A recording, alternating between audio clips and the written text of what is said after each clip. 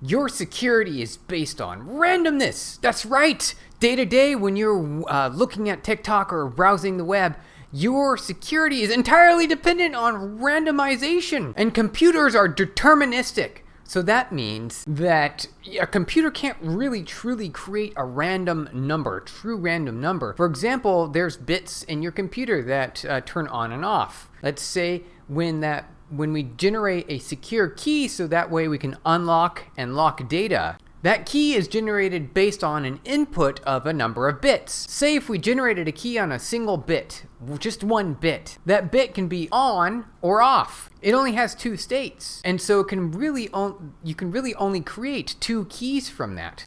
Today's algorithm, when we're creating keys that will generate secure encrypt and decrypt, it's all entirely based on how the key was generated, and it's done through random data. So obviously a single bit, as we input that into the key generating algorithm, isn't enough, because an attacker could easily guess it's either going to be bit on or bit off. So we need to add more bits, and when you do that, say you have 2 bits, now there's 4 possible keys that can be generated. If you add a third bit, now you've got 9 keys that can be generated, and it goes on from there. So you just keep adding bits. However, the computer doesn't know which bits to be on and off when you're generating a key pair. It doesn't. So what you have to do is collect information from sources that are random. And a computer, it doesn't really have much random sources. It has time of day, right? It has a clock. It has maybe its network information about the computer, maybe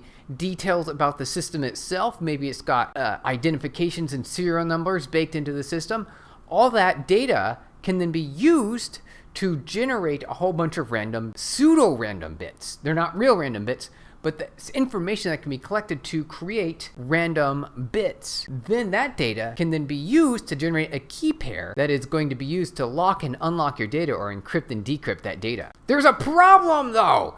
See, a lot of those aspects are deterministic. Attackers can come in and understand where a key was generated from based on your system, for example, and it would be able to determine all of that information, all that data, right? And it can recreate your key, which allows the attacker to lock and unlock data. So what we really need is something that's attacker-proof, something that they couldn't possibly recreate. And that's why randomness is so critical from security's perspective. So what's a good way to create true random data for the ability to create secrecy, right? Because we want to make sure that we generate true random data in order to create security. Yeah, that sounds weird, right? Security is based on random data. Cloudflare's done something that's pretty not necessarily unique, but cool. I really like this.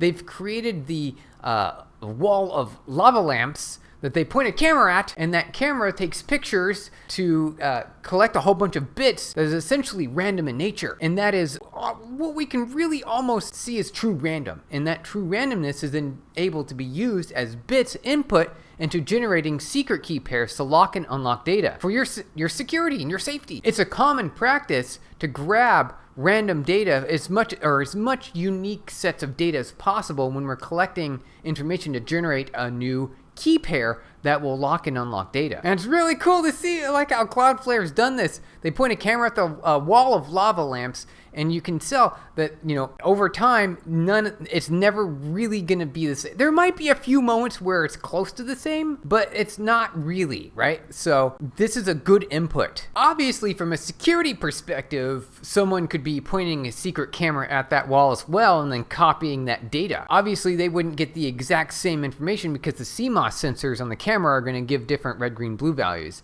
But that's totally fine, because all they need to know is like a smaller range of possibilities of those red, green, blue color pixels. Then they can get closer to the actual number, and it shrinks the domain of the number of bits that are actually truly random. Now an attacker can brute force and recreate key pairs and quickly crack any sort of security patterns that Cloudflare has created using their wall of lava lamps. So obviously Cloudflare would not be using just their camera to collect that information, right? They need to do a little bit more, and that's what they do. They definitely do that. Here's their design. They have the wall of lava lamps here, then they have a camera that's pointing at the wall, Then they have a mixer with noise coming in, which adds some randomness and some graininess to the camera. Then they have a server with local entropy source. We don't know what that is. From a security perspective, it could just be, the standard Linux servers, clocks, and a whole bunch of other things. Then they have additional random entropy with another service, so like probably an application that's running on the server. So they're probably pulling more entropy. And then they merge all that together and create an API service called their LavaRand service. And any consumer can come in and get essentially what is a true random number. And they take that data and use it to create new secret key pairs that can then encrypt and decrypt data.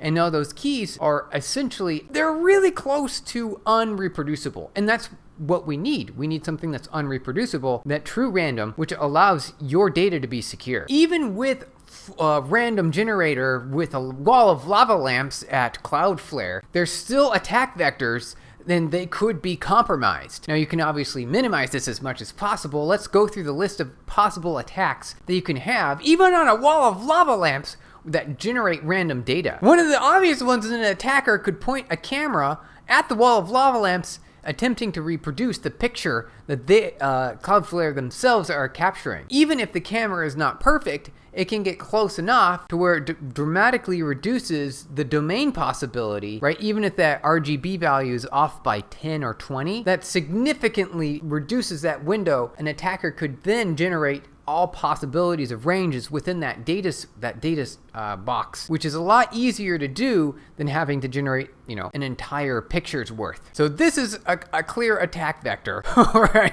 Oh, I like this one. An attacker could reduce the entropy from the wall of lamps by turning off the power, right? And so the wall of lava lamps just cools off and then essentially goes dark, right? Then essentially almost nearly the entropy goes to close to zero.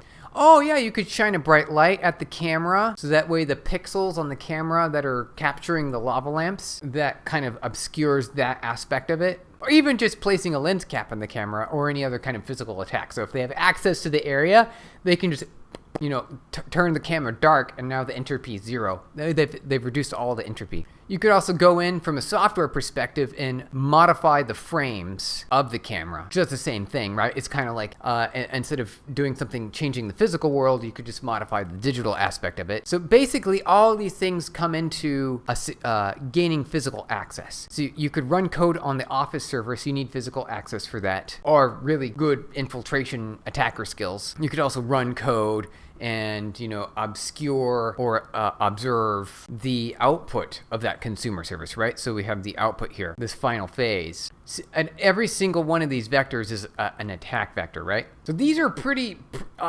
darn good ways to attack, right, that randomization service. And just general mitigation tactics is just to make sure that you have a lot of additional entropy sources, right? The more entropy sources you have, it reduces that footprint of attack. And, then Cloudflare themselves, they have to maintain each one of those entropy sources, including the wall of lava lamps itself. And this generally helps mitigate that overall footprint of attack, right? So that attacker, they can go in and maybe attack one or two of these things and still not be fully successful because the entropy is still too big, right? That domain window is too big for them to then brute force an attack to reproduce the key. It would take too much computation power. For example, this noise sensor here, even if the attackers were to turn off the wall of lava lamps or cover the camera's lens, the sensor noise here is still going to be generating entropy. And the feed overall, you could,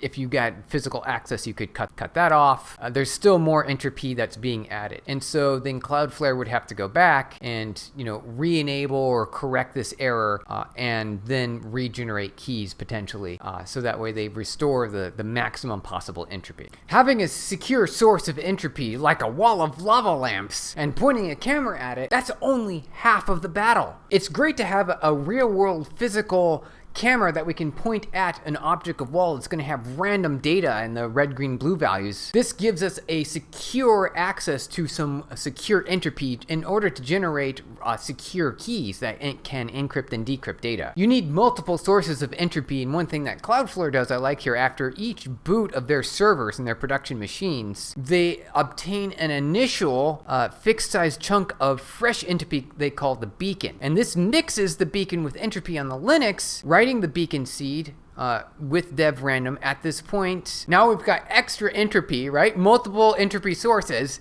And say for an attacker, they would have to come in, even if they were to have access to the physical server itself, to grab that random data. It could regenerate a key using the random data from the server itself. An attacker would still need to compromise Lava Rand itself, the beacon, and any local sources of entropy that's on that server. So that's why it's so critical to have multiple sources of entropy, because that reduces the possibility of attack footprint. Even if an attacker were to gain access to part of the entropy that is being used to generate secure keys, they wouldn't be able to recreate the keys or even reduce the entropy low enough to be able to sort of brute force an attack window. This paragraph is important to go over. When we are generating these keys, the keys are all based on deterministic algorithms, right? All computers, all their processors are deterministic. They have to be, because they need to repeat steps, and we need to make sure that they're obviously deterministic. They need to be able to work consistently. Even our cryptography is deterministic. That's why it's so important for the variable that's being put into these cryptographic secure random number generators. It still ends up being what the seed is, right? What that initial entropy is being seeded into the system. Because if you start with the same seed, since the system itself is deterministic, right? The algorithms, the computers, the hardware, that means you're going to get the same output, which means you can recreate keys, and that's a problem. Remember that cryptographic secure random number generators are only secure if we have unpredictable seeds, that entropy. We need that entropy. So the industry standard approach to this is just to make sure you have lots of sources of entropy, and a lot of additional pieces of information that would be unique to every system that is actively generating these keys. Most often, right, we've got IP address, time of day, serial numbers, data on disk that's generated when the system is booted, sound sensors, fan speeds, like anything, any kind of data that we can grab that would be unique to the environment that's being generated on the key will go towards adding additional entropy as we are generating secure keys. And this is what Cloudflare does, and what everyone else does too. You can go a step further by having more cameras. You can have a camera that's pointing at the sky. You could, here we go, camera that's pointing at a busy street, right? So we're looking at an even better quantum processors. Now we're getting into the real physical world of randomness. With those qubits being pointing in, any possible direction that's non-deterministic, you can essentially have the world's true random without it being reproducible, because you can't point a camera at that. You can't point a camera at that quantum processor and determine what its output's going to be. True randomness versus pseudo-randomness. There's a difference when we're looking at generating random data for cryptographically secure algorithms. We need to make sure that we actually have a source of true randomness. And problems with computers is that they're completely deterministic. So you'll always be able to predict an outcome given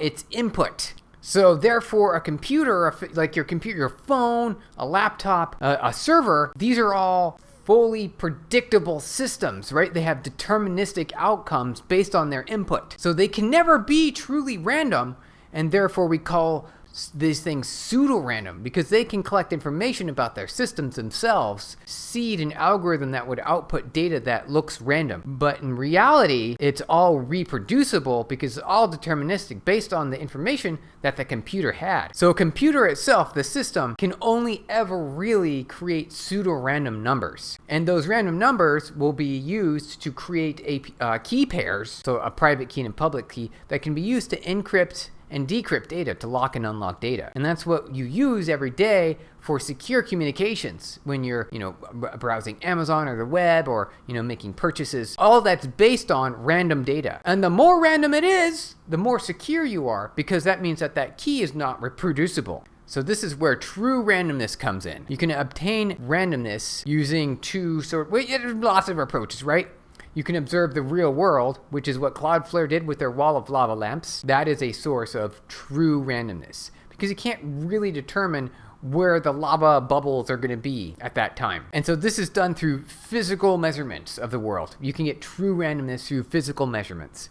But pseudo-randomness comes from the CPU. Oh, like the temperature. Oh, keystrokes on the keyboard is actually pretty good. These are pretty good. So like keystrokes on a keyboard, that could be pretty good as a true random, right? Because you're interacting with the physical world. Things that are not going to be truly random would be things like, the computer serial number, the IP address of the computer, the time of day, the clock, right? These things are obtainable information that can be used to recreate keys if that information is being used to generate those secret key pairs. So you need to go a step further and add additional randomness, because pseudo-randomness, it's not enough. Especially with today's compute power. Given all the capabilities of an existing system, right, your laptop or your phone, it can only have so much sources of entropy, right? Or at least assumed entropy, right? It's just maybe location, right? Your lat long position, if it has that data, and that's all it has. And that information can be used to generate a secret key pair, though that window is just so small that the number of bits can be easily reproduced or guessed through